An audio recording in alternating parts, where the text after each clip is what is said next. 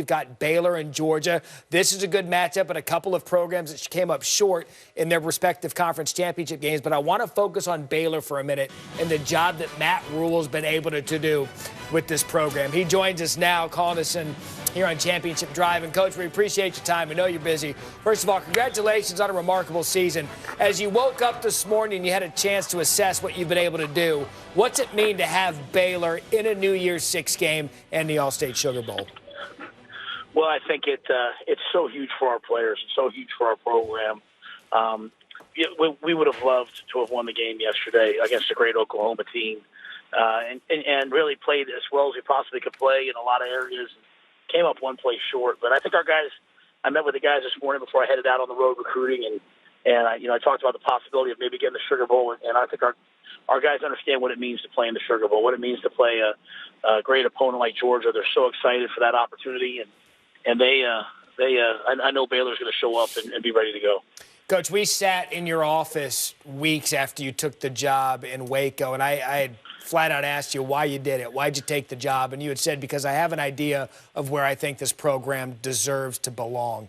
How have you gotten it to this point so quickly? Well, I think it really just comes down to people, and I'll start with our players. Our senior class, those guys that went out there, and they're going to go out there and represent us in the All-State Sugar Bowl. At one point, they had lost 16 of 18 games at the end of their freshman year, at the beginning of their sophomore year, and they didn't quit. They didn't panic.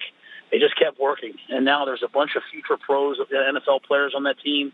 There's a bunch of guys who've already graduated that are in graduate school, and they have the right to call themselves one of the top teams in the country right now. And I think it has to do with our coaches. Phil Snow, who's our defensive coordinator, who's a mentor of mine, I GA'd for way back in 2000, and he's a Broyles Award finalist. The way we played defense this year in the Big 12, I just think it's people. And you know what? It wasn't going to be easy. We knew that. I knew that when I sat there and talked to you. But the people that have come together, that have sacrificed, that believed in what we could do, I'm really proud to take them to New Orleans and hopeful that this could be the beginning of something really special here. And your two games against Oklahoma, you certainly gave it your best shot. You had the first one in Waco up 28-3 and then in the Big 12 championship yesterday. If you're kind of giving a scouting report of the Oklahoma Sooners ahead of the college football playoff, what would it be? Well, I think offensively, it's really twofold. It starts with Jalen Hurts and also CeeDee Lamb. Yesterday, not a lot of extended drives against us, but a couple of really big plays by CeeDee. And I don't know if there's a finer receiver after the catch in the country than he is. I mean, we're probably one of the best tackling teams in the nation, and he gave us fits. And I have a lot of respect for the way he plays. And Jalen is a tremendous runner, can improvise, can make big throws down the field. And they are a run team. They're going to try to ground and pound. And it's not the Big 12 that everyone thinks it is. I mean, they are a running team that has the ability to be explosive. And I think Alex Grinch has done an amazing job on defense. They played really, really hard. They have a great rush. Nevin Gallimore, Perkins, some really good players up front. So they're playing defense, and offensively they really complement their defense with the way they're playing. You made a comment there that struck me. It's not the Big 12 people think of. And we're sitting up here on the set thinking that the Big 12 is typically 56-51, who has the ball last wins. But since you've been in the league, what have you noticed about the style of play that has come out of that conference over the past couple of years? Yeah, when I first got in the league, I was listening to the narrative, and I expected it to be that. And I got here, and I found out that to me, it's one of the most pro-style leagues there is. I mean, there's RPO game, there's run game, there's tempo occasionally, but it's a lot of checking, and there's a lot of quarterbacks getting the people in the right place. And I think it's really even grown now. There's a lot of teams that believe in running the football. There's a lot of teams. Chuba Hubbard's one of the best running backs in the country at Oklahoma State. And when you think of Oklahoma State, you usually think of quarterbacks and receivers, but they're a running team. And so I think when people really dive in and look at the Big 12, it is a pro-style run-the-football league. Defense is improving at an alarming rate, a really good rate if you're in the league. And to do what Oklahoma's done, to play every team in the league every year, to play the Big 12 championship game and have to play a rematch, that's really hard to do, and I really hope that they play well in their playoff game. Coach Emmanuel Acho here. First and foremost, congrats on a phenomenal season. From 1-11 2 years ago to now an 11-win season, going to the Sugar Bowl, when you look over your tenure thus far, what are you most proud of? Well, I'm proud of what our guys have done on and off the field. Last year we went to the bowl game, and we were second only to Clemson in terms of college graduates.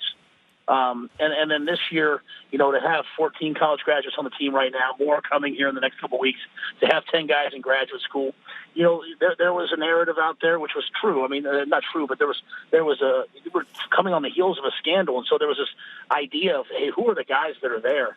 And you know what? We have elite kids. We have elite young men, guys that do things right in the classroom, guys that do things right in the community, and so to finally see them grow up and we're first or second in the league in every defensive category. It's not new players. It's not a bunch of transfers. It's not a bunch of new recruits. It's the same guys that were there when we were 1-11. And all they've done is grind. All they've done is work hard. We never made excuses. We just hung together. And to me, that's what football is about. In the great state of Texas, there are so many great recruits. There are such great football. And I think our guys are really they're really standing up for their state and saying, hey, you can play defense, you can run the football, you can do it right on and off the field, and I'm proud to be out there with those guys. Coach Craig McElroy, congrats on a great year. What a breakthrough. It's no secret that getting to the top of the mountain is extremely challenging, but staying at the top of the mountain is even more difficult in a lot of ways. Now that you guys have broken through and the transition is probably inevitable, you're going to shift from the hunter to the hunted in the Big 12. How do you anticipate your guys handling that shift and knowing that you're going to get everyone's best shot moving forward, knowing the breakthrough you guys had this season?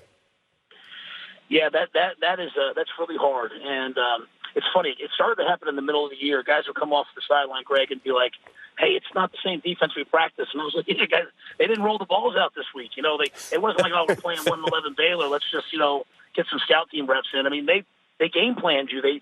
They're throwing stuff at you. But I think it's the culture we're trying to build. I mean, we're never going to be a flashy place. We're never going to be a place that's built on things other than we're a football place. And so we want our guys to really understand the game. And so when you get in these games, I mean, we went out there yesterday and no excuses, but the guy that led our ship all year, Charlie Brewer, goes down. Gary Bohannon comes in, he goes down, and we've got a kid out there. It's 1st and 50 at the -5 with 5 minutes left, and we call the screen and go that he's never even thrown that ball. But he comes in and he watches tape on his own, and he stands behind the quarterbacks when they're getting reps, and he takes mental reps. He gets on the virtual reality, and he takes the reps that he doesn't get, and all of a sudden he's out there with a Big 12 championship on the line. He takes us down the field, and so that's just the culture we want to have. And I think if we have that, as people come at us, as people try to attack us, a lot of teams in this league, they're not going to just concede to us now. They're going to come roaring back, and I hope our level of football and our process will stand tall. Hey, Coach, it's been fun to watch you guys this year. Congratulations on a remarkable season. Happy holidays to you. Best of luck the rest of the way, and save me a seat at the barbecue joint out there in Waco. Jaspers is waiting on you, my friend. All right, Coach. Matt Rhule, head coach of the Baylor Bears, joining us. What a remarkable season and turnaround it's been for that program.